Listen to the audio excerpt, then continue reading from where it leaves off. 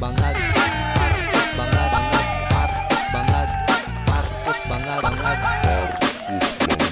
Oy, magandang araw mga barateros. Ito na naman ang inyong pinaka-paboritong fake news peddler sa balat ng YouTube, Boss D. At pasasakitin na naman natin ang mga ulo at ay balon-balunan, puso, isip at kaluluwa ng lahat ng mga kupal, animal, bisit, pabigat, mga walang silbi, switik, salot, mga putok sa buho, hindot, palamunin, sinto, baliwab, noy, sabog, mga batak, bangag, adik, pusher, kawatan, kurakot, magnanakaw, sindikato, membro ng kuratong baliling, mga impakto, mga engkanto, mga nuno sa punso sa gobyerno, mga demonyo, satanas, hudas, barabas, hestas. Kamusta naman ang mga buhay-buhay? Another day, another kwentuhan session. At nandito pa rin tayo sa malamig na bansang Japan. It's more fun in Japan.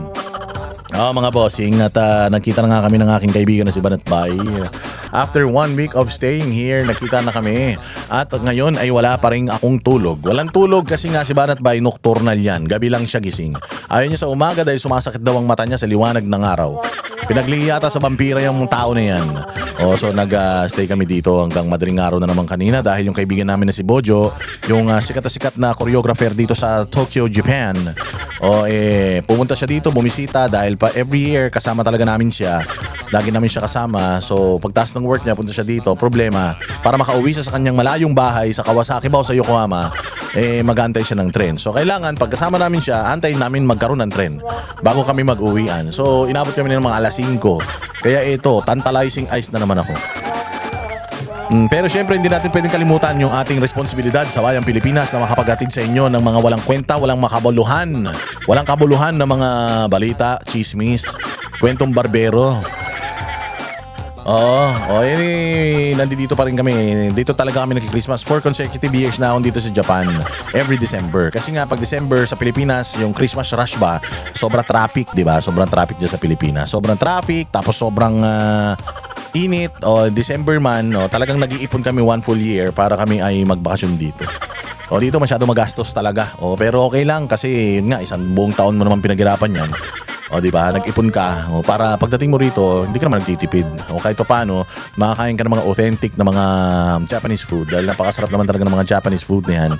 Pinaka-paborito ko talaga dito yung unagi, yung il. Tsaka yung mga wagyu-wagyuhan nila dito. Noong nakaraan nga, kumain ako ng mura nung kinain ko na yun. Kumain ako ng 900 grams na steak. Sa Pilipinas, napakamahal ng steak. Meron akong kinakainan dyan sa Pilipinas, 6,000 yung isang tomahawk nila. Wala pa 1 kilo yun. Dito, 1 kilong karni. Simo 1 kilong karni, parang 4,000 yen. Magkano lang yun? 4,000 yen. Wala pang mga 3,000 pesos yun. Di ba? Kahit pa paano, mas mura na rin dito. Kaya kami umiiwas sa Pilipinas dahil syempre pag magpapasko, ang dami nangangaroling. Pag magpapasko, ang daming yung mga kaibigan mo hindi ka naman pinapansin, biglang nagiging mga inaanak mo yung mga anak nila. Magastos yan. At least pag alam nila wala ka sa Pilipinas, di ka nila pupuntahan sa bahay mo. Hindi ba? At least kesa ibigay mo doon sa mga lasenggo ng mga tatay, yung mga pamasko ng mga anak nilang pangiinom lang nila. Ano na lang natin dito, kain na lang natin ng sashimi. Joke lang sa mga kaibigan ko Sa mga kaibigan ko, 1 buong taon ako hindi kinakausap, tapos pag Pasko biglang nagme-message Oy pre, kamusta?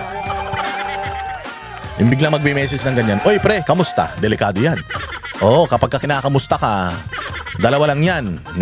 Sigurado ko, nangangailangan sila or may kailangan sila. Pre, balita. Mga ganon. Mga pre, balita, delikado yan. Trap yan. It's a trap. Pagka sumagot ka dyan, pre, balita. Ito, okay lang. Susunod yan. Pre, pasaglit naman, baka meron ka dyan.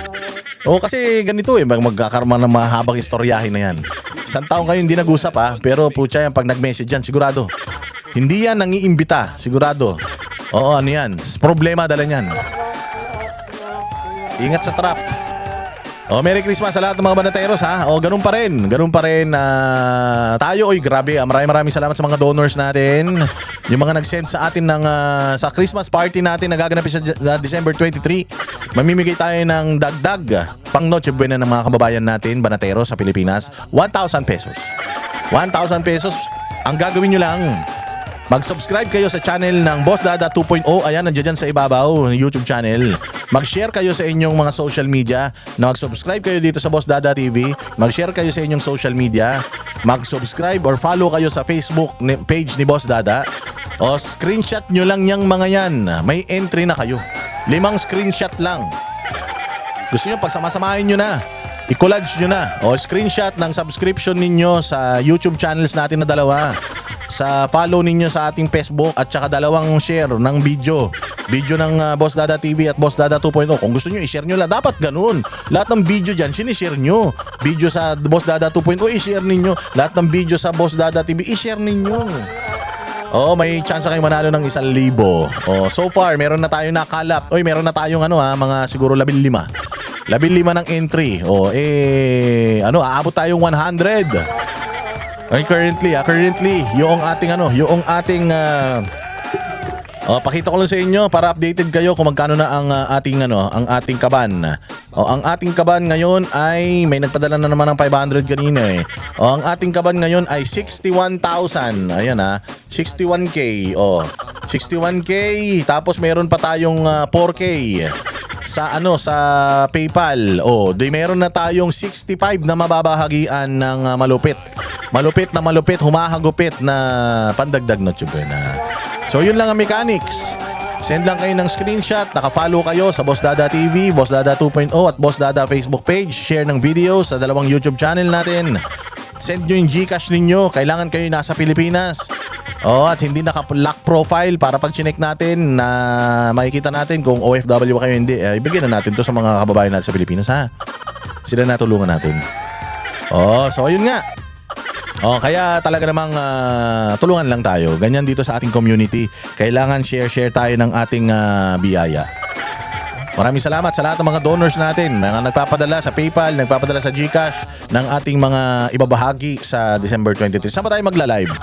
Kailangan lagi kayong nakahit kayo ng notification bell kasi baka dito ako mag-live sa YouTube na to, sa Boss Dada 2.0 o sa Facebook magla-live tayo. Tapos live din natin, iraraffle lahat, bubunutin. Tapos on the spot ipapadala natin via GCash yung kanilang mapapanalunan. Diba? Ang saya-saya. Alam mo yon, yung nakatulong ka sa kapwa mo, alam mo na may pamilya kang mapapakain sa ng Noche Buena na maayos-ayos, hindi substandard, maayos-ayos na mapapakain, may celebrate itong ating napaka-importanteng Pasko. Ayun na nga, at simulan na natin ang ating light lang naman tayo ngayon. Pwede ba yon? Light lang tayo.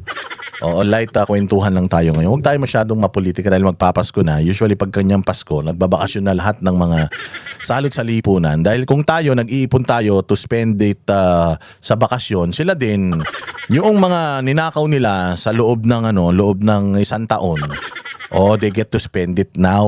Na-spend na nila yan ngayong holiday break. Nakita nyo yung mga tulpo? Nasa na sila sa ibang bansa na naman. Yan ang inaabangan ko kung saan pupunta yung mga tulpo dahil talagang tambay yan sa mga mamahaling mga lugar sa buong mundo. Mayaman man sila, bilyonaryo naman daw sila. Pero mga politiko sila no. Kaya pag politiko ka, kailangan na namumuhay ka ng payak. Pero sila hindi. Hindi sila mamumuhay ng payak kasama ang kanilang mga sintron na mga Hermes, mga damit na mga designers at mga private jet. Pupunta yan sa kung saan saang bansa at doon magwawalwal mga yan. Hoy Rapi, ba't kilalang kilala ka dito sa Tokyo? Kilalang kilala ka ng mga Pilipino dito sa Tokyo. Galante ka daw, sabi nila. Sabi ng mga kaibigan namin dito sa Tokyo, mga kaibigan namin dyan sa baba. Galante ka daw. Magaling ka daw talaga mag-tip. Bilib ako sa'yo. At least ganyan. Kandi kasi kami ni Banat Bay, ganyan din kami. Mahilig kami mag-tip. Basta binigyan ka ng magandang serbisyo, nagtitip ka. Ewan ko lang kung anong serbisyo nakuha nito ni Senador. Kaya ganun siya kalaki mag-tip. Di naman kami ganyan kalaki mag-tip. Halimbawa, kumain kami. Tapos kumain kami sa restaurant. May service charge na sila. Meron kang mga 200, 300. Yan, tinitip mo na yan. Si Banat Bay, grabe mag-tip yan. Pag nag-tip si Banat Bay, makulay. Madami mag-tip yan. Si Banat Bay, madami kasi pera yun pero ito si Rapi Tulpo, ibang klase mag-tip 6 digits.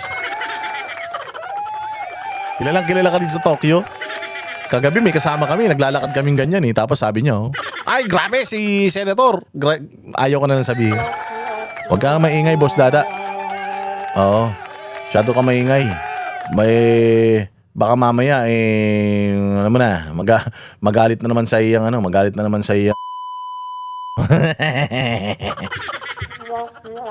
Oy, sige na. Magano tayo, bali-balita tayo ha. Oh, ay ano yung nabalitaan natin, nagalit daw si Basti Duterte.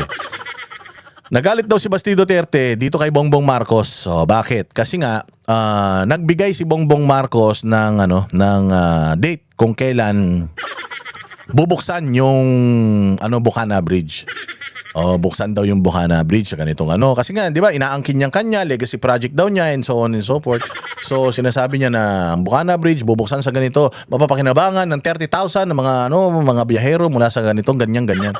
At legacy project daw niya yan. Ngayon si Baste nabawisit. Nagalit si Baste dito sa credit grabber na presidente natin. Tsaka itong mga tatanga-tanga ng mga taga DPWH. Bakit? Bakit natin sinabing tatanga-tanga? Kasi syempre ginagawa pa yung tulay na yan. Dahil sanay itong mga to na mga umepal, makialam kung kailan tapos na. Kumbaga, ikaw yung nagluto, ikaw yung naghiwa ng mga rikado. Tapos nung naluto mo na, putang ina biglang nagdatingan, may mga dalang alak. Tas pupulutanin yung niluto mo. Pinaghirapan mo yun eh. Yung niluto mo para talaga yun sa mga, kumbaga meron kang pagpapakainan nun. Biglang nagsidating tong mga hudas na ito. Tapos nag-inuman, kinuha yung niluto mo, kinain nila. Tapos sinabi nila, ang sarap talaga ng pulutan sa inuman natin, ganun ang ginawa ng mga buwaka ng inang yan eh. So ngayon si Baste nagagalit. Bakit? Kasi sabi nga niya, mali yung ginawa nila eh. Kasi hindi sila nakipag-coordinate sa amin. Itong tulay na to, kinordonan nila, sinaran nila sinaran nila yung coastal road. Kinordonan nila ito, may mga tangke pa, tapos bumaba sila naka-helicopter, tapos naglakad sila dun sa tulay para sila mga ulol, para sila mga Avengers na makikipaglaban sa digmaan, para silang mga Backstreet Boys na gumagawa ng music video. Nilagyan nila ng tarpaulin nila, tapos inangkin nila na kanila. Magbubukas to sa ganito. Ang sabi ni Baste, hindi yan pwedeng basta-basta magbukas pa.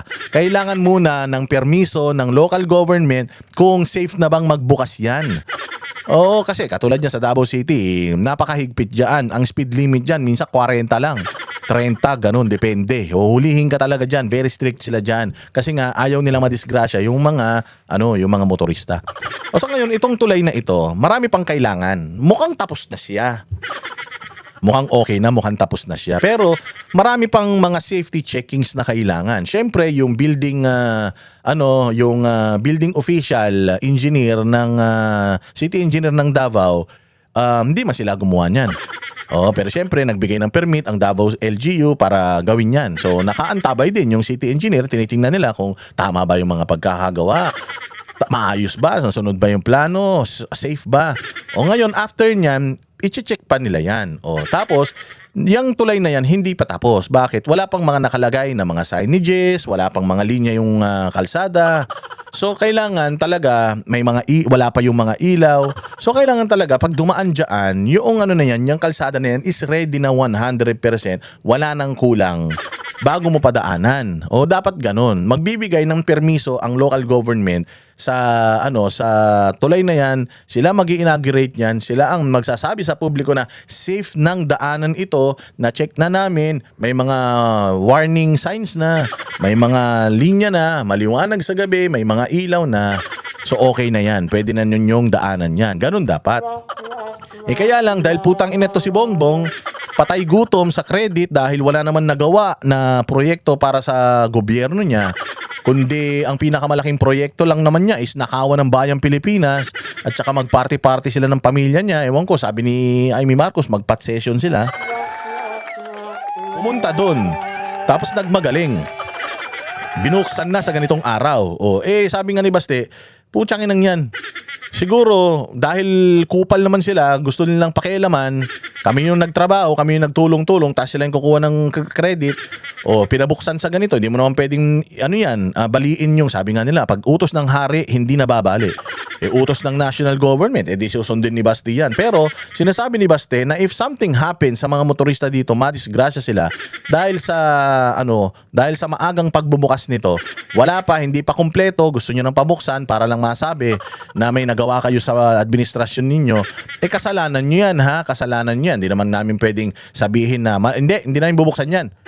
Dahil utos naman ng kataas-taasang magnanakaw sa Pilipinas yan. So kailangan, syempre, mag-adhere, mag-comply ang LGU. Pero may reservation si Basti Duterte at sinasabi nga niya na masyadong maaga yung pagbubukas, hindi pa yan dapat buksan sa publiko. Gawa ng marami pang mga kailangan na mga, marami pa kaming checkings na kailangan gawin at kailangan mag-comply pa noong contractor doon sa mga checkings na, yung mga features nung tulay na gusto naming ilagay nila for safety ng mga magta-travel, di ba? Kaya sabi niya, gusto nilang pabuksan Gustong pabuksan ng mga puta di pagka nabuksan niya, may nadisgrasya, sa kanila yan Huwag nila isisisi sa amin yan. Baka mamaya yan, may nadisgrasya dahil sa pagbubukas nila ng maaga, isisi nila sa amin yan. So yun yung sinasabi ni Baste, na nag-iisip bata kasi. Dahil alam naman niya na ang schedule talaga ng bukas ganito, pinaaga-agahan niya dahil nagtitrip siya. Kaya kayo, bantay-bantayan niyo yan trip ng trip yan. Ang lakas ng trip niyan. Ayop talaga. So yun nga, galit na galit si Basti Duterte doon. And bubuksan lang yata nila ilang lanes muna para habang kinukumpleto pa yung mga safety features noong noong tulay na yan. So yun yung kinagagalit ni Basti nung nakaraan. Walang Diyo. Dito naman tayo. Dito naman tayo mga bossing kasi lang man, light lang tayo ngayon wala tayong masyadong mabibigat na mga, kasi nakabakasyon na nga yung mga salot sa lipunan So dito muna tayo. Natatandaan ninyo yung nag-viral na yung nambatok ng isang nagkakariton kasama pa man yung anak, muntik daw masagasaan yung anak, tapos siya pa yung buwaba ng sasakyan ng batok. Ayun, road rage. Yun nga ang problema natin kasi sa Pilipinas. Sobrang traffic, sobrang ang lapit lang nung pupuntahan mo, pero parang ang layo-layo, hindi mo mapuntahan dahil sa sobrang tindi ng traffic. Dahil sa Antipolo pala nangyari to. Grabe, yung Marcos Highway na yan, putang ina, parang parking lot yan. Mas matindi ang traffic pag rush hour dyan sa Marcos Highway kaysa sa EDSA. Ibang klase talaga dyan. So siguro maiinit na ulo ng mga tao. Tapos may aberya pa sa kalsada. So may nangyaring hindi maganda dito sa Antipolo. Panoorin na lang natin itong balitang ito. Magpapasko pa naman. Pero panoorin natin itong balitang ito sige. Pansamantalang sinuspinde ng Land Transportation Office ang lisensya ng driver na nag-viral matapos murahin at saktan ang isang lalaking nagkakariton. May report si Oscar Oida. Grabe, no? Pero sinuspindi lang. Sinuspindi muna ng 90 days. Bakit 90 days lang? Bakit 90 days? Dapat sinuspindi ng indefinitely yung lisensya niyan. Dahil yung mga ganitong klase ng tao, hindi dapat pag may hawak ka ng manibela, hindi dapat mainitin ang ulo mo. Pag may hawak ka ng manibela, hindi ka dapat adik.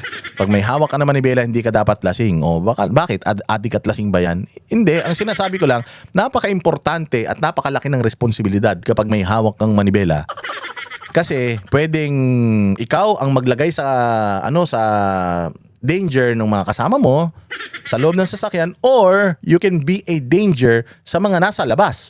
Kasi ang sasakyan is deadly yan kapag wala ka sa katinuan na ibangga mo yan, binangga mo sa tao, mamamatay yung tao, so makakamatay ka. So kumbaga napakahirap talaga, napakalaki ng responsibilidad ng isang driver na kailangan you are of your sane mind, you are at your best composure, attitude, and kumbaga ikaw ay nasa ma-clear na pag-iisip. Importante yun. Ngayon, may halin tulad nga natin yan sa Bayang Pilipinas di ba? Dahil yung Bayang Pilipinas is a vessel at yung Bayang Pilipinas ay dadalin mo sa destinasyon na maayos, tama?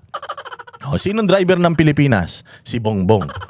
Si Bongbong Marcos ang nagdadrive. Paano tayo makakasiguradong matino ang utak niyan? Sabi nung ate, nagdodroga yan. Sabi nung ate, araw-araw pumapalo yan, araw-araw sumisinghot yan. Microdosing daw ang ginagawa nila para daw hindi mahalata. Microdosing meaning gagamit sila ng ng marami pero putol-putol. Hindi sila gagamit ng isang maraming isusuksok nila sa mga ilong nila. Putol-putol para lang, smooth lang. So hindi mo alam. So yun ang problema natin. Yung sasakyan natin, which is ang Bayang Pilipinas, ang nagdadrive, according to Amy, sabog. Kaya tinan mo ang Bayang Pilipinas. Anong itsura ng Bayang Pilipinas? Walang direksyon. Utang na, hindi natin alam kung andar natin patras, patagilid, pabaliktad. Dahil nga wala sa katinuan yung driver. Alam natin wala sa katinuan yung driver natin. Kita mo. Ngiwi ng ngiwi, lunok ng lunok, higop ng higop. O alam mo talagang may saltik sa utak. Tapos nakikita mo mga nangyayari ngayon. Di ba no nakaraan? Putangin naman takin mo ha. AFP. Dati, ang AFP ang nagdideklara ng ceasefire. Ceasefire tayo ngayon. Dahil magpapasko. O sinasabihan na namin ang mga nag-request ang CPP-NPA sa atin na ceasefire muna to give way sa Christmas at New Year. Di ba? Usually ang nagdideklara niyan Armed Forces of the Philippines. Pero nakaraan sa social media post, yung mga komunista ang nagdideklara ng tigil putukan o tigil putukan muna tayo ngayon ha. As if may importansya sila sa atin, as if sila yung armed forces natin. So talagang walang kwenta na talaga nangyayari dito sa Pilipinas. Puta yung mga natin, sundalo natin, dati nagpapakamatay kayo sa bayan, ngayon pucha parang sunod-sunuran na kayo sa mga NPA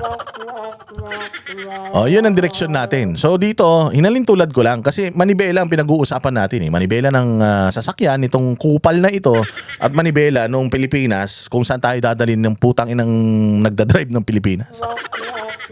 Hayop na yan. So ngayon, ito, nasuspinde suspindi lang ng 90 days. Alam mo yung ginawa nito? Yung ugali nitong tao na to, dapat to hindi talaga to humahawak ng lisensya ng any license. Kasi accordingly, nag-threaten pa daw ito to shoot the person. So ibig sabihin, may baril ito. Kung may baril ito, ganito kainit ang ulo nito, dapat i-review din ng PNP, may baril ba ito? Hindi to dapat humahawak ng anything na nakakasakit sa kapwa niya. Why? Yung kamay nga niya ginagamit niya para makasakit ng kapwa lalo na kaya yung mga deadly weapons na meron siya, na may mga permission siya to carry. Itong sasakyan na pwedeng makasagasa ng taong bayan dahil sa init ng ulo niya.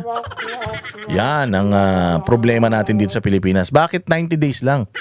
O bakit yung vlogger na pangit, na magnanakaw, na scammer na si Francis Leo Marcos, bakit yun? Tinanggalan nyo ng lisensya kasi nagbablog ng hindi naka-seatbelt.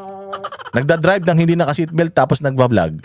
Walang nadisgrasya yung tao Walang nadisgrasya yung tao. Walang nabangga, walang sinampal, walang binatukan, walang nakaaway, walang naka-road rage. Pero tinanggalan nila ng lisensya. I mean, okay lang, tama lang naman, tanggalan talaga ng lisensya yun. Pero dito, sa mamang ito, 90 days sa suspension lang ang ibinigay ninyo. Ayop naman talaga Nasaan ang hustisya? Bakit 90 days lang ang binigay? Malakas ba to? Politiko ba to? Kapatid ba to ng artista? Yari tayo dyan. Sige, diretso natin. Hindi lang mura ang inabot ng nagtutulak ng kariton na si Crispin Villamor. Okay na sana, tinagin ako ulit. Ko namatok, putang ina mo. Namatok pang hudas, ang laki ng sasakyan. Nakita mo, ang laki ng sasakyan, may kariton, yung kariton mababa, hindi mo talaga makikita, blindside yan. May kasama pang bata. Nasa masikip na sasakyan, putang ina mo ka, laki-laki ng sasakyan mo, gusto mo tumabi lahat ng mga tao sa paligid mo. Puta, ikaw ba may-ari ng Pilipinas? Sino ba kapatid nito, ha? Bakit napakatapang ng putang ina nito? Sino bang nito? Sino bang nito? Oy, LTO. 90 days lang ang parusa dito. 90 days, putsang inang yan. Dapat ito hindi humahawak na manibela to. Walang mainitin masyado ulo nito. Huwag ganun. Okay na maipagsuntukan ka, naglalakad ka, maipagsuntukan ka. Sa kasama mo naglalakad sa kalsada. Pero yung puta ina may sasakyan ka, tapos yung mama nakakariton, nasanggi siguro o nasanggi mo, yung yung kariton niya sa sobrang laki ng sasakyan mo kasi laki ng ulo mo, putang ina ka, tapos nanakit ka pa. Ang masaklap, kasama yung anak, putang ina wala kang modong hayop ka. Sampal-sampalin kaya kita sa harap ng anak mong kupal ka. Tanginang tatapang nitong mga to porkit malalaking mga tao Ganyan ang dito sa Pilipinas, masyadong mata pobre, nakahawak lang ng sasakyan. Nakala mo yung sasakyan nila mas mahal pa sa buhay ng kapwa nila Pilipino Hayop talaga no? Sige, diretso pa natin. Ayan may bata grabe. Nampas pa siya sa ulo ng pickup driver. Nangyari yan sa harap ng umiiyak na anak ni Crispin. Nakita mo naman, yung bata may kariton. Yung bata, may hawak din yung bata na parang stroller. So tinatabi niya yung anak niya. Anong una mo itatabi, yung kariton o yung anak mo? May dadaan na sasakyan. Anong una mo itatabi, yung kariton o yung anak mo? Siyempre una mo itatabi yung anak mo. Saglit lang anak, dito ka muna ha. Kasi nanay mo wala na naman Nanay mo baka nasa tong-ita na naman. Tayong dalawa na lang naiwan dito eh. So, tinabi niya yung anak niya. Tapos yung kariton itatabi. Siguro putang ina nito hindi makapagantay. O kaya singit siya ng singit ng singit. Nasanggi yung kotse niyang putang ina. Akala mo bilyon-bilyon ang halaga. O ngayon nagalit siya. Sabi niya, putz, kasi nakaharang yung ano mo eh, kariton mo eh. Ha, nakaharang yung kariton mo, dumi-dumi, madudumi yan sa sasakyan ko eh. Bumaba siya, nakita niya kasi maliit eh. Putang ina, maliit lang si kuya eh. Maliit lang, tapos siguro siya, may baril siya, matapang siya, matangkad siya. Mas malaki siya. So, hinaharas niya ngayon ito si kuya. Ngayon, itong mamang nakaputi, inaawat siya. Sabi niya, tama na, puta, may bata oh. Pero hindi siya nagpapaawat. Putsang ina, bumigwas pa po. O, sige, diretso natin. Tapos manakit, sumakay Ayun, nakita niya, may video eh. Oh. uli sa pick-up ang driver at umalis. Nangyari yan sa Barangay San Roque sa Antipolo City, Sabado ng gabi. Ayon kay Crispin, nagtutulak siya noon ng kariton nang makasalubong ang pick-up. Maliit na mama Nagdire-diretso raw ito. Maliit na mama eh, nakita niya eh, maliit na mama, payat-payat, malaki ako. Tapos may boga pa ako, mayaman pa ako, artista kapatid ko. So kaya yan, yan ang nangyari ngayon. Minaliit niya yung taong maliit. Nabidyohan, putang ina mo ka. Yari ka ngayon. Takbo at muntik pang masagasaan ang kanyang anak. Naiwas niya ang kanyang anak pero tumama ang pick-up sa kanyang kariton. Parang hindi niya ako nakikita. Parang yung nagkabanggaan na lang, bumangga na lang po sa kanya, saka po siya bumaba. Masakit para kay Crispin na nakita ng anak ang nangyari. Oo, sabi ko nga sa inyo eh. Sobrang walang modo mo na talaga na sa harap pa mismo ng anak niya, binastos mo yung tatay niya. Anong gusto mong sabihin dito? Na ikaw ang pinakamagaling sa Pilipinas? Ikaw ang pinakamatapang sa Pilipinas? Ikaw ang pinakamalakas sa Pilipinas, hudas ka? Dapat pinakikita mukha ng putang ina nito eh. Para talagang hindi pa marisan, dapat yung mga ganitong tao, ifina-flash niyo yung mukha. Ito ang mukha ng buwaka ng inanto. Dapat ganun pinakikita nyo para talagang alam natin kung ano itsura nito. May mukha pa bang iaharap tong mga ganitong klaseng mga tao? Pantakin mo, maliit na tao, mahirap na tao, nagtutulak ng kariton, puta, minaliit mo pa. Hindi mo na nga Mano ba naman? Masikip. Inaasikaso niya yung anak niya. Tumama yung kariton. Bumaba ka. Yung kariton niya, tinurungan mo siyang itabi yung kariton niya. Tapos pag-usapan ninyo, delikado yung ginagawa mo kasi yung bata, baka mamaya madisgrasya yan ha. Masyado kang busy magtulak ng kariton mo. Yung bata, baka napapabayaan mo ha. Ingat kasi pag nasagasaan niya, mahirap yan. Di ba yung mga ganon? Yung ikaw yung magsilbing ehemplo. Kung may nakikita kang mali sa paligid mo, hindi naman masyadong nakadamage sa'yo. Try mong be the bigger person. Ikaw yung mas malaki. Tapos, ang liit ng utak mo. Para gawin mo to dun sa mag-ama. Sa harap pa nung anak, binastos mo yung tatay niya. Ikaw kaya, sa harap, di ba, syempre, ikaw tatay ka din. Siguro may anak ka rin. Sa harap ng mga anak mo, di ba, kahit wala kayong pera, kahit na wala na kayong pang-ulam, ay yabang-yabang mo pa rin. Di, sige, akong bala. Ako padre di pamilya. Siyempre, firm ako, meron. Ako gagawa ng para. Di ba, meron tayong persona na pinoproject sa mga anak natin for yung mga anak natin to look up to us and to respect us. Tapos putang ina yung dignidad nung tao kinuha mo sa harap nung anak niyang hayop kang putang ina mo ka. Oo, anong ha? Dapat talaga magalit tayo dyan. Utsang ina yan. Ayon kay Crispin, nagbanta ang pickup driver. Pinakita mo sa anak mo na hindi mo siya pinatanggol. Sabi po niya, papatayin niya daw po ako. Tapos babarilin. Nagbanta pa. Nakasagi na, nanakit na, nambastos na, putang ina nagbanta pa. Nagbanta at ito ay pinatunayan, hindi lang nito, hindi gumagawa ng story ito si Kuya. Napatunayan ito nung nagbibideo. Kaya nga daw niya binidyohan eh. Kasi kung hindi niya binidyohan, putang ina baka sinagasaan niya si Kuya eh. Baka binaril niya yan. So dapat to PNP may ginagawa tayo rito. LTO, dapat may ginagawa tayo rito. Tapos, i-verify ninyo kung ito bang taon na to, may LTAP. Ito bang taon na to, merong permit to carry at meron bang baril na nakarehistro sa kanya. Because, kung ganito kainit ang ulo nitong taon na to, it's just a matter of time makakabaril to. It's just a matter of time. Makakabaril ng kapwa niya itong butang ina nito. Kaya kailangan checkin ninyo lahat yan. Yung mga lisensya na hinahawakan nito, tanggalan nyo ng karapatan yan. Dahil walang tao na dapat nang aapi ng kapwa nila, lalong-lalo na kung walang kakayanan yung mga inaapi nila. Yung mga namatapobre, nagkaroon lang ng mga sasakyan, nakala mo pinanganak ng bilyonaryong mga putang ina niyan eh. Nag-viral ang video ng pananakit matapos i-post ng nakasaksi sa insidente. Hindi po kasi nag-sorry, kaya naisipan ko po na i-post na lang kasi parang may mali po talaga. Na napaka-confident po niya na manakit, kung wala kami doon, baka hindi lang po batok inabot niyan. O, di ba? Tangina ka, sabi ko makakahanap ka rin ng katapat mo. Malay mo, balang araw si Jay Guevara makatapat mo. Pag si Jay Guevara nakatapat mo, kakagatingan mo. May rabies pa naman yun. Putang ina, kakagating ka sa ilong nun. Mag-iingat ka pag nakahanap ka ng katapat mo, puta, ipangkakalso yung mukha mo dyan sa sasakyan mo. Nakita lang po niya na may natakot sa asawa ko pati. Nakita lang niya na nakakamera ko kaya po yun pumasok. Pero nagbanta pa po yun. Sabi ng Antipolo City Police, nagpunta ang pickup driver sa kanilang tanggapan kanina para makipag-ayos kay Crispin. Yun, nagpunta sa tanggapan ng pulis para makipag-ayos. Kasi alam niya na nabidyohan siya. Pero kung hindi nabidyohan tong ulaga, kupal na to, wala to. Kung hindi nabidyohan to, puntain na, sigurado ako, baka huntingin niya pa yan. Yan ang mahirap. Pagka nahuli, mukhang mabait, magmamakawa, pag nahuli. Pero pag hindi nahuli, dire-diretso lang sa paggawa ng masama. O ganyan yung mga politiko natin di ba? Yung mga, sabi ko nga sa inyo, nilalagay natin sa perspektibo nung normal na ugali ng mga Pilipino at saka yung Pilipino pag nilagay mo sa kapangyarihan. Yung mga congressman natin, senador natin, presidente at kung sino-sino pang mga government officials natin.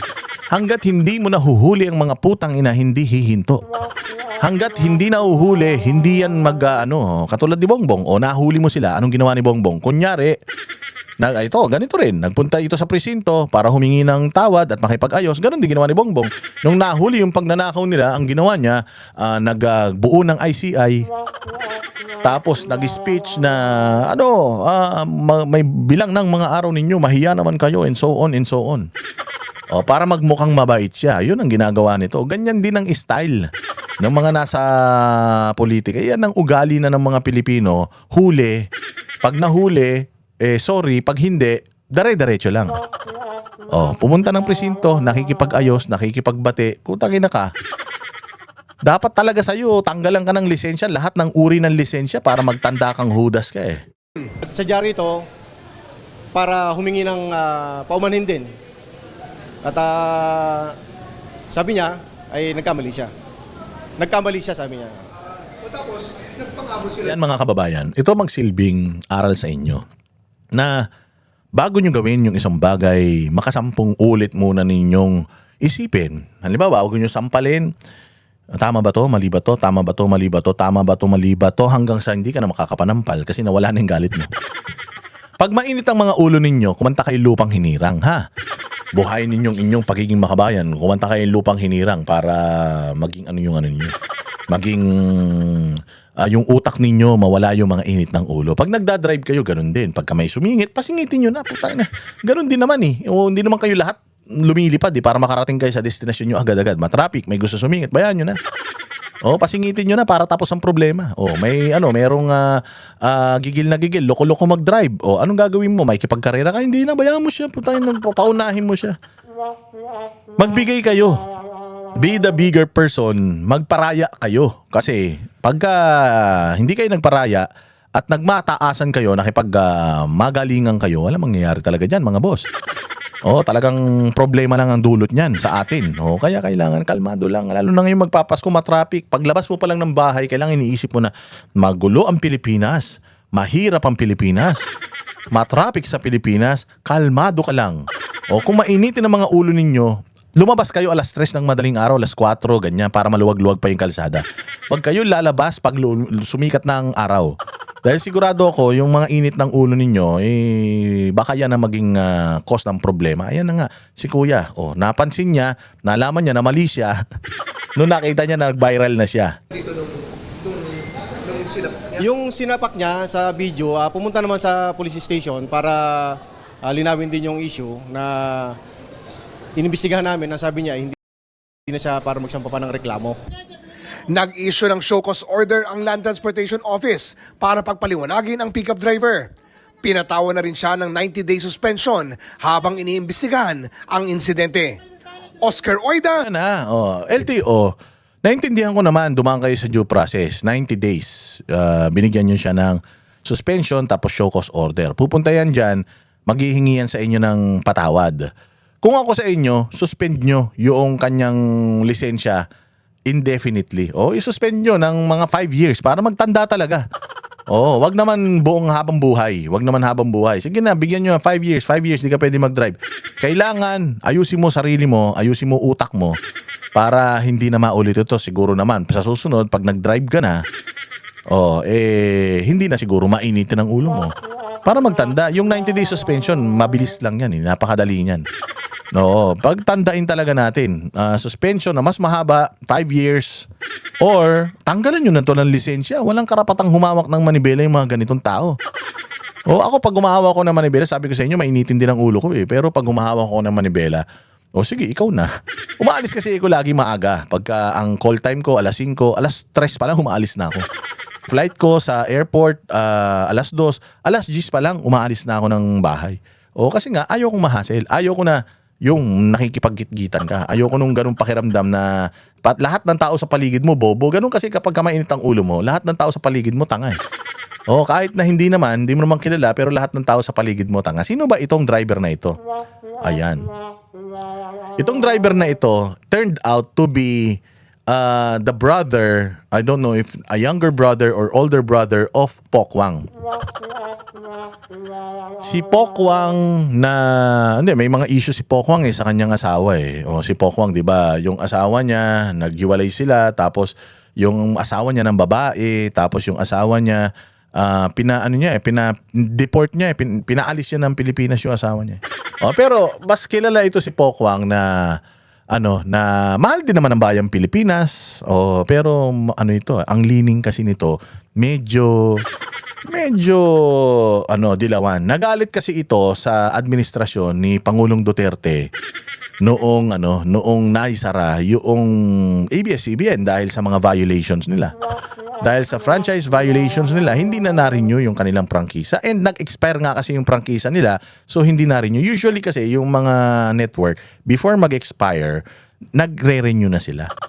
Para kung may mga reviews, may mga kailangan i-present as supporting document, may presenta nila before mag-expire. Because kapag ang lisensya mo nag-expire na, pwedeng hindi na yan ma-renew, hindi na yan ma-reinstate, or bagong application na, pwedeng ganun.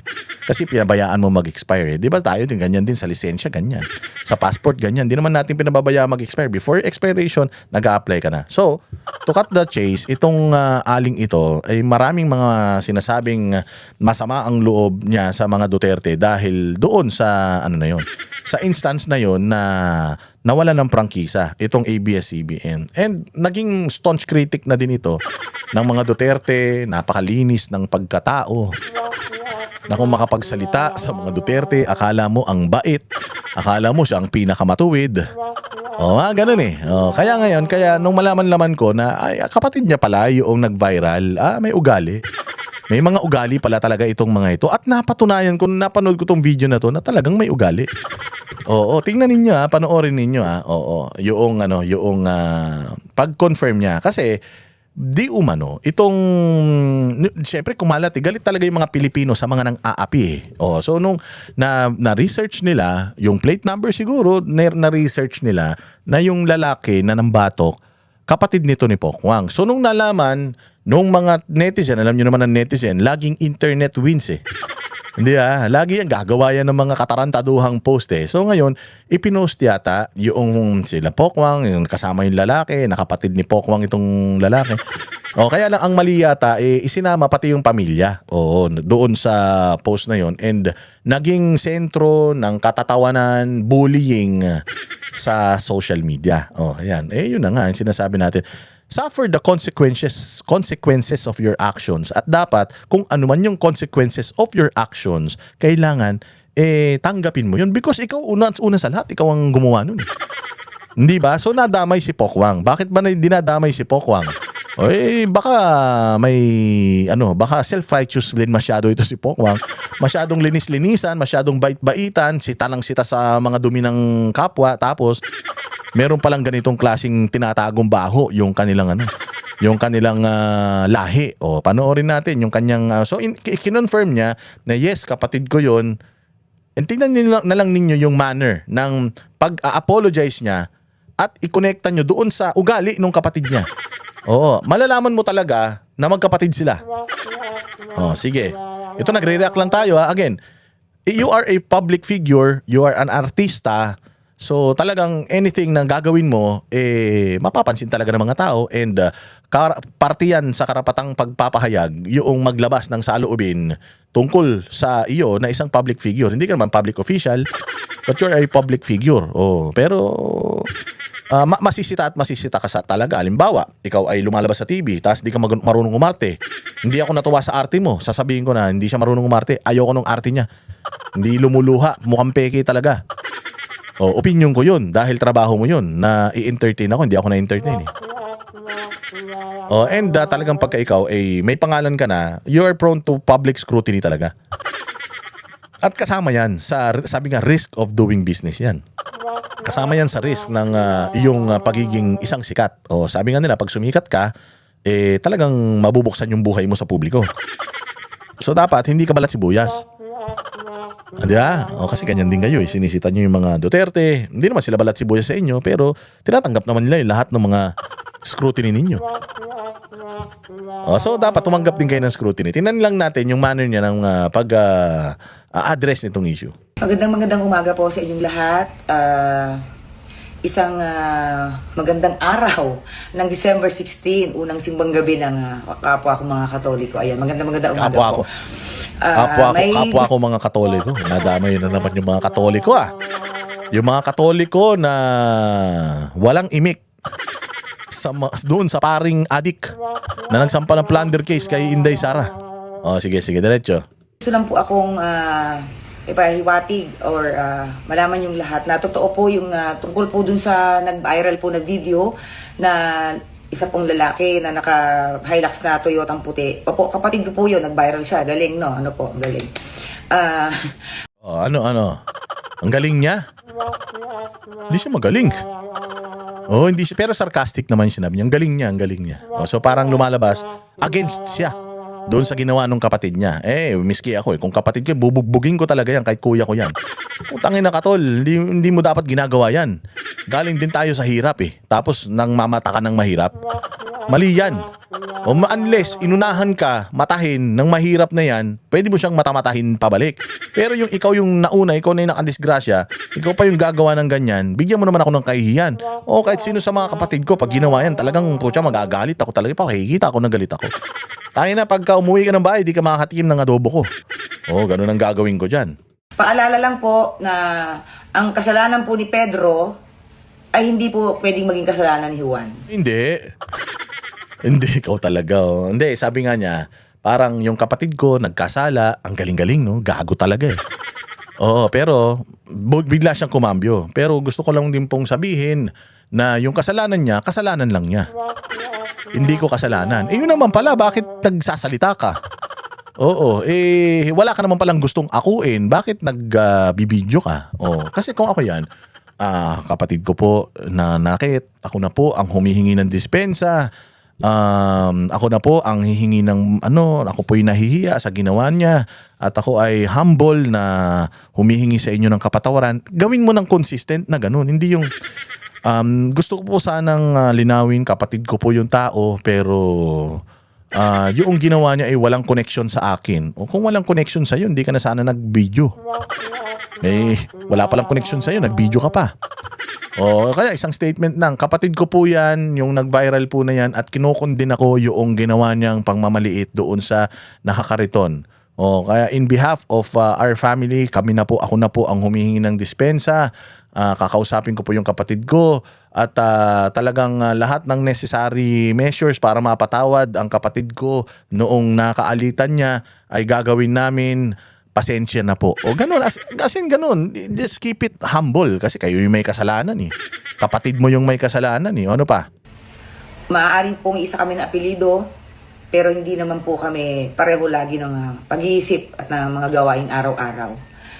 Ako po yung humihingi ng dispensa doon po sa kanya nakaalitan at lalong-lalo na po doon sa anak na babae. Pasensya ka na, Iha. Dadalawin kita, ha? Wait lang, ha? Okay.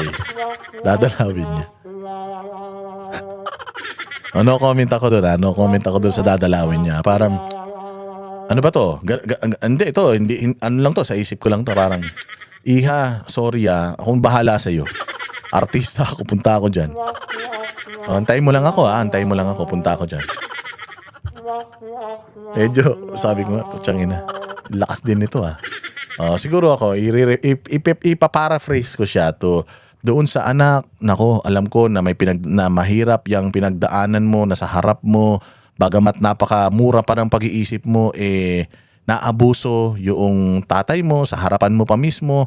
Ako ay talagang hindi ko alam kung mapapatawad mo yung or makiklear mo yung isip mo, mawawala yung trauma na yan sa'yo. Pero gagawa ko ng paraan para mag-reach out sa inyo at kung ano yung suporta na kailangan ninyo para mawala sa isip niyo yan at yung trauma ay mawala, gagawin ko ang lahat. Yung mga ganun, di ba? Mas maganda sana yung ganun, no? Sige, diretso.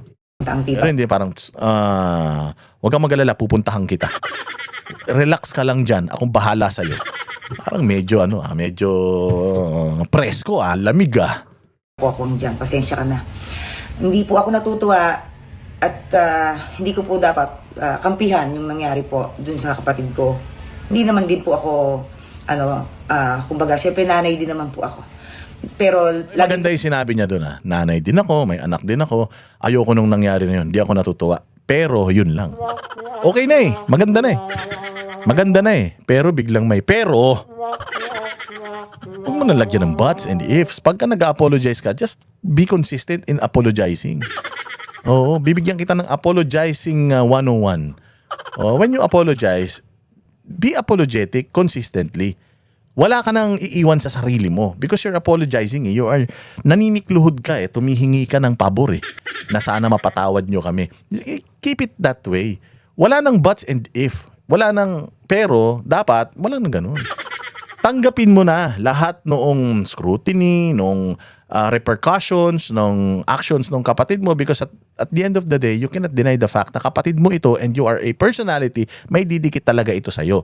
So sabihin mo na lang sa kanila na I'm sorry, we're really sorry, our family is sorry, in behalf of my brother, kausap ko na yung kapatid ko, inano ko na rin siya, and tagsisisi talaga siya sa ginawa niya. So sorry talaga, hanggang dun na lang, wag mo nang dagdagan ng pero dahil ganito, wala nang ganun. Pero ano ba yung pero niya? Ano ba yung pero? Ulitin natin Pinanay din naman po ako. Pero yun, pero. Ano yung pero? lagi po natin iisipin na laging may other side of story. Pero Other side of story. So ibig sabihin, nagsosorry ka sa ginawa ng kapatid mo, pero nagsisinungaling sila. Nagsisinungaling yung nakakariton. Na hindi totoo yung sinabi nung nakakariton na yung kapatid mo bilis-bilis mag-drive, yung anak niya, itinabi niya, nabangga yung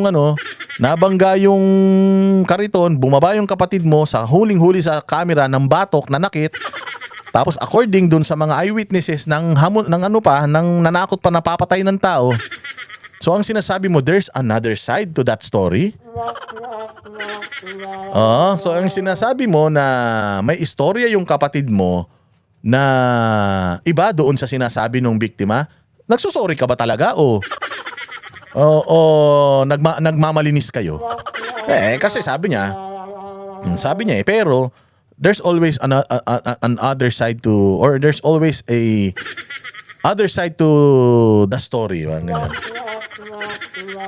So yung storya nung mali. Tama yung storya nyo, ganon. Tinanong ko lang ulitin natin. kumbaga, syempre nanay din naman po ako. Pero lagi po natin iisipin na laging may other side of story. Pero sige po, sa amin na lang po iyon. Ito yung mga classic example of sorry not so sorry. We are sorry dahil nahuli sa CCTV, pero mali yung mali yung sa CCTV. Mali yung yung kwento nila, pero amin na lang yun, amin na. Inang yan. Ganito ba mag-sorry? Pokwang, mali yan. Pinakikita nyo lang dito na talagang may attitude kayo. Yung kapatid mo, ikaw, may attitude kayo pare-pareho. And humihingi po ako ulit ng kapatawaran. Hingi ka ng kapatawaran, pero sinasabi mo, sinungaling sila, kayo hindi. Na may istorya kayong totoo, pero itatago na lang namin. Kasi wala hindi namin nakuha sa CCTV yun. Nakuha sa CCTV yung kapatid ko nang-aabuso Yari tayo pag ganyan. Po dun sa mag-ama. And paalala ko lang din po, dun sa mga nag-post pa ng paulit-ulit ng mukha ng buong pamilya ko. May tinatawag po tayong cyberbullying. Ayan, mali yun. Ha? Mali yun. Sa mga nag-post ng mga mukha nila, nadamay pa yung ibang mga pamilya nila, mali naman na yun. Kung sino man ang gumawa niyan, mga gago rin kayo. Kasi ako, nag-post ako. Ang post ko, ito yung, di ba dilawan to, galit to sa mga Duterte dahil marahas yung mga Duterte sa kanilang pamamahala. O bakit yung kapatid niya marahas din naman? O di ba? I mean, that's just my post and that's my opinion. Totoo naman. O kasi maraming mga self-righteous ngayon. Maraming mga linis-linisan pero putyang ina, may mga tinatagong baho mga yan. O so ito ngayon si Madam. Sinasabi niya na yung mga nag-post ng inattribute kami dito sa kasalanan ng kapatid ko tapos pinost kami. Ano na yun? Bullying na talaga yun. Bakit nyo kailangan gawin yun? Bakit kailangan na yung pamilya nila lahat idikit nyo? O let's say for example, kapatid ni Pokwang ito. Dapat hindi na natin dinamay si Pokwang dito. Madadamay lang si Pokwang dito dahil nga dito sa kanyang apology video. But other than that, yung ginawa ng kapatid niya yun. O hindi ba? And nag-apologize naman na si Pokwang. It's just that yung apology niya half-baked. Yung kanyang apology, parang nag-apologize siya. But hindi siya masyadong 100% nag-apologize kasi nga meron siyang istorya na alam na para sa kanila yun yung katotohanan, but since para matapos na lang to, magsusorry ako, parang ganun yung pag-apologize niya rito para matapos na lang, magsusorry ako, pero hindi talaga sila yung 100% nagsusorry dahil nagkamali sila Yun ang nakikita kong mali dito, pero yung ginawa ninyo sa kanila, pinost nyo pa yung pamilya nila, mali yan. Wag yung ganun And cyber libel. No po, may mga and gusto ko muna pasalamatan pala. Anong cyber libel? Anong cyber libel doon? Palagay ko bullying, yes. Pero yung cyber libel malabo. Wala namang hindi naman sinabing kapatid mo si Bongbong Marcos. Kapatid mo man talaga yon. At kung sinabing kapatid mo yon, wala mong libelous doon. Ay, sinasabi ko lang Mayor namin, Mayor Junjun Inares, maraming salamat po sa pag-ayos ng problema. And pasensya na rin po kayo. Humingi po din po ng paumanhin po sa aming mayor. Doon po sa mga ibang politiko na nakisakay po, na hindi naman taga-antipolo, nakakaloka. Na nag-post pa kayo, sir. Alam niyo sino kayo. Alam ko, taga-Bicol kayo ingat po kayo kasi mambabatas pa naman kayo. So alam po ninyo dapat po yung tinatawag dating cyberbullying, sir. Okay? Ba't nagsasite ka ng kaso tungkol sa bullying? Hindi ba bullying ginawa ng kapatid mo? So pag kayo, ayaw nyong nabubuli kayo, pero kayo pwede kayong mangbully, ganun. Yun yung mali doon, ma'am. Sabi ko nga sa inyo, when you apologize, just accept the repercussions. Kung ang kasama noong ginawa ng kapatid mo, mapahiya kayo, then deal it amongst yourselves, di ba? Na ikaw naman kasi, tingnan mo, nadamay pa pati kami, yung picture namin nandiyan dyan dahil sa'yo. I mean, i-resolve nyo yun sa ninyo. Pero yung mananakot ka, cyberbullying, hindi ba nang bullying kapatid mo in the first place? At hindi ba yung kapatid mo nakiusap doon sa nabully niya na hindi na magsampa ng demanda? Tapos ikaw gusto mo magdemanda ng cyberbullying? Pag kayo binubully, magdidemanda kayo. Pero kapag kayo nang bubully, hindi kayo magdidemanda or ayaw nyo mademanda? Yan yung sinasabi ko Kaya kailangan, bago kayo magsalita, iniisip nyo muna ng 10 ulit. Hindi kayo pwedeng ibully, pero kayo pwedeng mangbully. Anong ginawa ng kapatid mo? Hindi nga lang pangbubully yung ginawa niya. Putyang ina, may death threat pa yun Di ba? Yun ang matindi. Tapos kayo, yung picture nyo na ilabas lang dyan. Tapos, binuli kayo sa comment section. May ginawa naman talagang kalokohan yung kamag-anak ninyo. Tapos ngayon, magfa-file kayo ng kaso of bullying. Dahil nabully kayo. Kaya susunod, sabihan nyo yung mga kamag-anak ninyo, para hindi tayo mabully, I am a public figure now. Para hindi tayo, umiwas kayo sa iskandalo, ha? Kasi pati ako madadamay. Then resolve it amongst yourselves. Magmurahan kayo dahil sa ginawa ng kapatid mo. Pero yung mga nag-post, kakasuhan nyo dahil binubully kayo. Kayo nga yung bully. The reason why binubully kayo, kasi nang bully kayo, you get what sabi nga nila, what goes around comes around. Kung ano yung tinanim mo, yun ang aanihin mo. And this is the repercussions of yung maling actions ng kapatid mo. Just accept it. Lunukin mo lahat yun, madam. Pero yung mananakot ka sa cyberbullying and all. Tingnan mo muna sarili mo. Karapat dapat ba kayo dun? Kasi una sa lahat, nang bully yung kapatid mo, tas ikaw ayaw mong ibully ka. Yari tayo. At again, sinasabi natin na yung kasalanan ng kapatid niya, hindi niya kasalanan. Mali lang talaga na kapatid niya yun. Kaya nadamay siya. Pero sa mga netizen naman, wag na nating idiin si Pokwang dito. Wala naman siya kinalaman dito. Kaya ako lang din naman nire-reactionan to kasi gusto kong i-address sa yung gusto kong ilabas din yung aking sentimiento sa klase ng pag-a-apologize niya, which is to me half-baked. Pinost po ninyo yung mukha ng buong pamilya ko. Kapatid, isa lang po ang may kasalanan, pero buong mukha na. Yung asam po, yung privacy, yung protection po ng pamilya ko. Yun, delikado yun sa iba. Tama naman yun. Pero alam mo po, pagka artista ka, yung privacy mo nawawala talaga yan. You have to understand na yun yung risk of doing business. When you go into politics, ganyan din. Hindi ka dapat balat sibuyas. When you go into naging artista ka, you're always subject to chismis, scrutiny, and all. You should accept that. Tagal mo ng artista, dapat medyo ka na niyan. But mali na ninyo yung ilabas ninyo mga muka, idamay yung mga pamangkin, wag naman din ganun. Murahin yung kapatid nito. Pero sila, leave them out of yung ginawa ng kapatid niya. Nag-apologize yung tao, okay tayo dyan. Pero siguro, tama na yan. Tigilan nyo nang i-post ito si Pokwang. Ipaalala na lang natin sa kanya na Pokwang, wag ka masyadong magmalinis kasi hindi naman malinis. Bago mo sitahin yung mga tao sa paligid mo, sitahin mo muna yung kapatid mo. Pwedeng ganun. Hanggang dun lang. Pero yung ibubuli nyo, baka pati yung anak nito, pinosyo pa yung picture, yung mga pamangkin, yung mga kapatid na iba. Kawawa naman din yan. Hindi po ako kumakampi sa kapatid ko, pero sana, nag-iingat po kayo sa mga post ninyo, sa mga comment ninyo. Hindi mo kayang kontrolin yun, ma'am. Ang rage ng tao, you cannot control it. Yung opinion ng tao, you cannot control it, ma'am.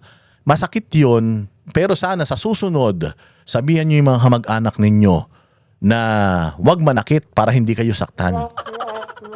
Na wag gagawa ng kagaguhan para pagka nahuli, hindi kayo balikan ng taong bayan. Ganyan kasi talaga dito. Galit talaga ang mga Pilipino sa mga nang aapi at nagagalit tayo, sumasakit ang puso natin pag nakikita natin na may inaapi. Sa senaryo na ito, kayo yun ng api. Kaya wala rin kayong karapatan na magalit doon sa mga taong nagagalit sa ginawa niyong pang-aapi. Karapatan nila yun. And sorry na lang din. Again, dun po sa nakaalitan, pasensya na po kayo sa ginawa ng kapatid ko. Maraming salamat po. Yun, sana ganun na lang. And palakpakan natin si Pokwang. Napakahirap Alam mo, bilang isang Pilipino, sabi nga nila, it's hard to say I'm sorry. Lalong-lalo na kung hindi naman ikaw yung may kasalanan. It's hard to say I'm sorry. Kaya itong ginawa ni Pokwang is napakaganda because nag-apologize siya. Medyo nakita lang talaga natin na yung sincerity, siguro mga 80% lang. 80% lang yung sincerity nung buong apology pero the apology to the family itself sincere naman siya. Kaya lang the whole picture na pinakikita niya sa tao dun sa apology niya para sa akin may konting sumusuntok pa sila. Dapat hindi ganyan. Diyos ko po. Naging showbiz tuloy tayo. Wala kasing balita. Pero okay lang yan. At least marami tayo na pag-usapan. Ito, tingnan nyo naman tong budget insertion. Putang ina, sabi ko nga Same dog. Same animal but different color. Yung 2025, ang Speaker of the House, si Martin, tapos ang tawag dito, APRO, si Zaldico, tsaka si Kimbo. This administration, this Congress, si Boji Dina, yung parang si Zaldico, at parang si Romualdez, at si Zaldico ay parang itong si Swansing ng Nueva Ecija. Putang ina niyan. Sila ngayon. Sabi ko nga sa inyo, kung sino yung nandiyadyaan, sila yung nakikinabang sa pera ng taong bayan.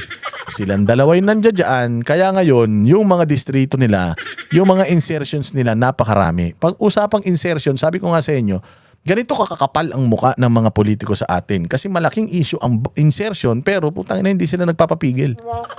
Napakarami pa rin nilang mga insertions. At sa tana ng lahat ng mga makakapal ang mukha ng mga congressman na may mga insertions pa din sa DPWH, putang ina, etong dalawa na to, ang first honor at second honor, palakpakan natin. Oo. Silang dalawa ang pinakamalaki ang insertion. O, pakinggan natin tong balitang ito. Insertion sa 2025 budget, tila hindi pa rin talaga natututo ang ilang kongresista. Sa ulat ng PCIJ, House leaders pa raw mismo ang may pinakamalalaking singit para sa 2026 budget. Ang detalye sa agenda report ni Elijah Bonzo. Ilang buwan na ang nakalipas matapos magkaroon ng palit-liderato sa Kongreso, bunsod ng sunod-sunod na pagputok ng issue na may ugnay sa flood control scandal.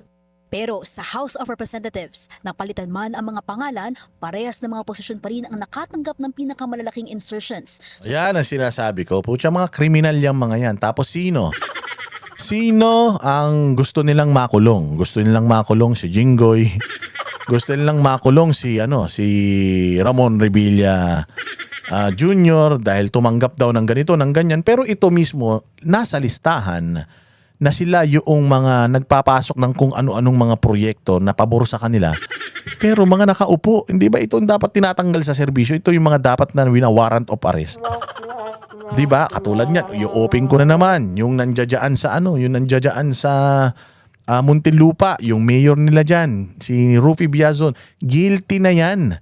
Guilty na si Rufy Biazon sa kaso ng pandarambong sa Sandigan Bayan, pero kita mo, mayor pa din. Ang daming mga party list na hindi nakaupo, yung Duterte Youth Party List, tapos may mga iniimbestigahan, si Marcoleta iniimbestigahan dahil sa paggamit daw ng kanyang campaign funds. Pero itong si Muntinlupa mayor, guilty na, may sentensya na ang Sandigan Bayan, pero mayor pa din. Oh, yan ang problema natin. Yan ang problema natin sa mga nasa gobyerno natin na pagka hindi nila kalaban sa politika, bayaan mo lang. Palusutin natin yan. Pero pagka kalaban nila sa politika at gusto nilang pagtakpan yung mga ginagawa nilang pagnanakaw sa Pilipinas, ayan, may mga ipakukulong daw ng mga senador. Walang kasalanan na ipakukulong na. Samantalang yung nasintensyahan na ng Sandigan Bayan, pucha, mayor pa. Yan ang sinasabi natin. Hayop talaga naman. 2026 DPWH budget ayon sa huling ulat ng Philippine Center for Investigative Journalism o PCIJ. Una sa listahan ay ang pumalit kay Congressman Martin Romualdez bilang speaker na si Isabela 6th District Representative Boji D. Ang distrito ni D ang nakatanggap ng pinakamalaking insertion mula kasi sa isinumiting proposal ng DPWH, tinatayang 1.1 billion pesos lang ang allocated. Pero tumripli ito sa 3.1 billion pesos sa House proposal. Grabe, no? So kahit sinong ilagay mo talaga dyan, putang ina, magnanakaw yan. Kasi meron nang ipinropose ang DPWH na proyekto para sa kanya, para sa kanila, sa distrito niya. Ay, na dinagdagan niya pa, hindi pwede. Dagdagan pa natin. Gawin nating triple, yung 1 bilyon, gawin nating 3 bilyon. Hindi naman pwedeng mapupunta lang sa proyekto yan na ang DPWH ang nag-initiate. Siyempre, kailangan meron din akong mga proyekto na isisingit. Hindi naman masama ito. Kasi kung yung pera na yan mapupunta talaga dun sa proyekto, okay yan. Pero ito problema natin. Gaano ba karami ang botante o ang constituents mo sa distrito mo? Baka naman mamaya kakapiranggot lang kayo tapos lahat ng proyekto dyan mo ilalagay. Ang dami-daming mga highly dense na mga distrito sa buong Pilipinas na nangangailangan ng programa ng mga infra na mas marami sana makikinabang nung infra na yun. Walang mga infra projects doon, walang budget na inilalagay doon sa mga lugar na yun. Samantalang dyan, baka naman magpagawa ka pa ng subway train dyan. Ilan lang yung taong makikinabang dyan versus gumawa ka ng proyekto dito sa highly dense na populated na mga lugar na ito at makinabang sila sa napakaraming mga tao doon sa gagawin mong proyekto rito. Di ba? Yun ang problema natin Binigyan ka na ng budget ng DPWH na 1 billion na proyekto sa lugar mo bilang isang mambabatas, yung pera, ilagay mo na sa ibang, alimbawa, sa Mindanao, kulang ang mga proyekto sa Mindanao. Pondohan natin yung mga project sa Mindanao. Dapat ganun. Hindi yung putya nakafocus lang sa distrito ninyo. Yung distrito man ninyo, hindi ang konti-konti man ng tao dyan. Tapos magkaroon ng halos 2.7 billion peso insertion. Pangalawa sa listahan ang pumalit kay resigned Congressman Zaldico bilang Appropriations Committee Chair na si Nueva Ecija 1st District Representative Micaela Swansing. Sa initial proposal ng DPWH, 1.6 billion pesos lang ang allocated sa distrito ni Swansing. Ayan, no, may inallocate na yung DPWH sa inyo eh. Oo, i-assure nyo na lang na yung DPWH, yung bidding process, okay, yung proyekto, okay. Ay na, dinagdagan din niya, oh. Nueva Ecija 1st District, 3.4. Although, ang distrito naman talaga nito ni Swansing, medyo marami ring tao dyan. And, sentro din ang Nueva Ecija ng merkado natin. So, okay lang man. Pero grabe, triplehin mo. Triplehin mo, kayo na lang ba nangangailangan? Porket kayo yung mga nakaupo ngayon, kayo na lang yung mga distrito nyo na lang yung binabahagian ng mga proyekto. Ilagay naman natin sa ibang parte ng Pilipinas.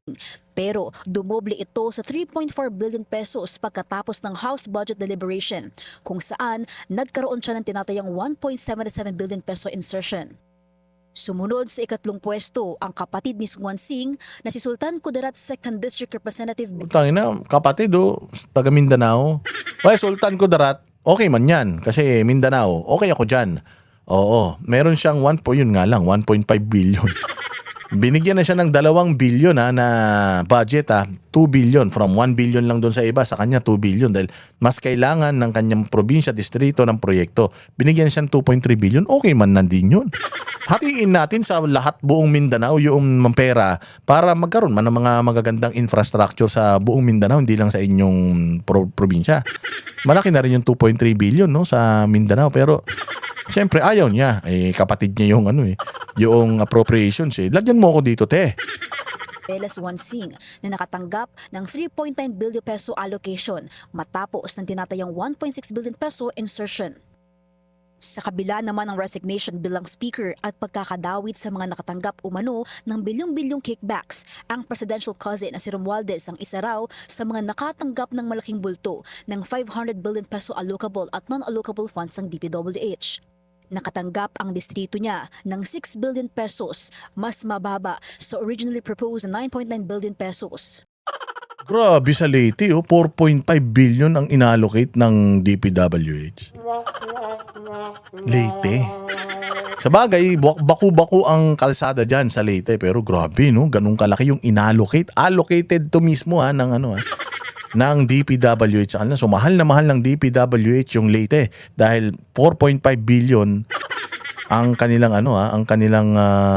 inilagay pero in fairness naman binawasan naman ng 829 million. Nahiya naman sila kasi halatang-halata Halatang-halata, late-late ng distrito niya tapos ganun kalaki yung inilagay. Nakita nila sobrang dami, tangina kapal ng mukha mo.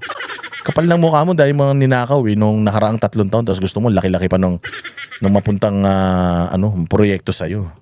Ang distrito naman ni Congressman Bambi Emano ang tanging nakakuha ng mas malaking allocation sa House Budget Proposal na 6. Yan, Misamis, Oriental, Mindanao din yan. Okay man yan. Kailangan din talaga ng infra dahil dumadami na din ang tao dyan. Tayo dyan sa Misamis nangampanya tayo dyan nung eleksyon. And kailangan din talaga ng lugar na yan ng mga proyekto infra. And kung binigyan siya ng 5.7 billion infra ng DPWH, congratulations sa inyo.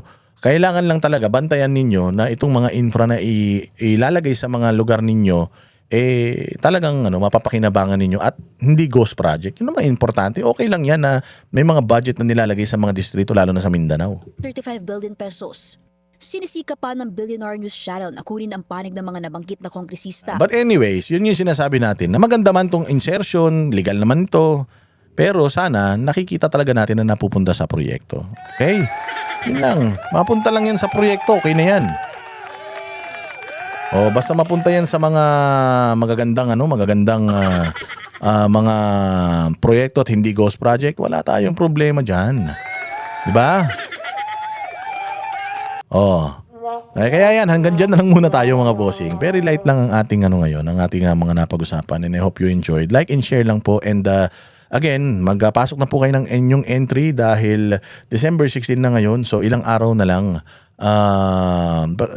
isang linggo na lang mag-Christmas party na tayo para makasali kayo sa ating pandagdag Noche Buena, 1,000 pesos bawat banateros na mabubunot. Okay, so kita-kits tayo ulit mga banateros. Mabuhay kayo. See you again soon.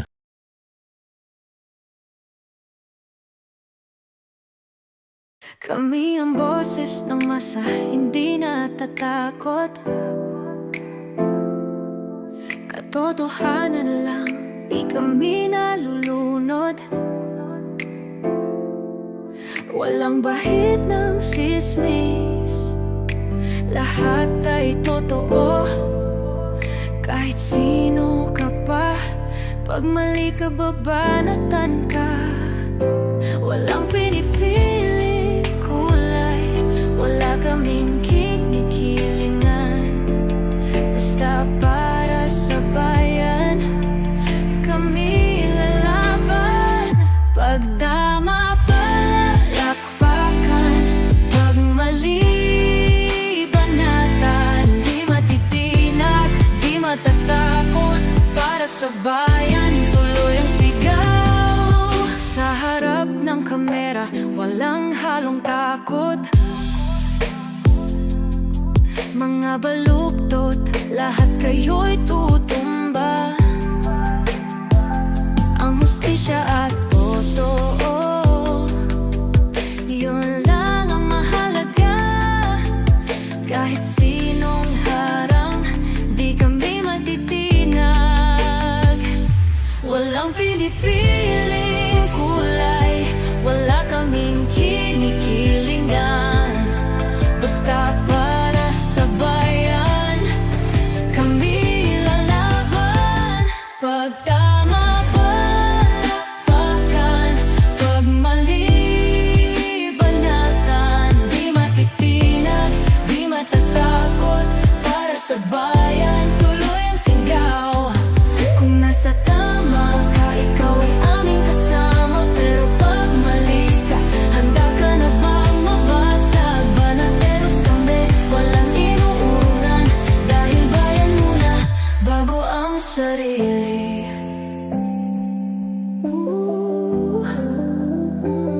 Bago ang sarili.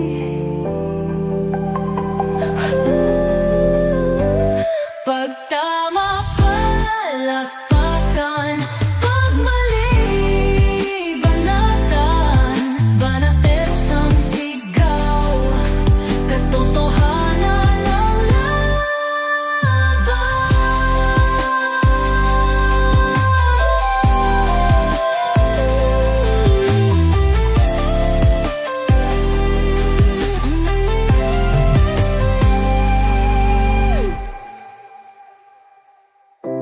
Sa harap ng kamera,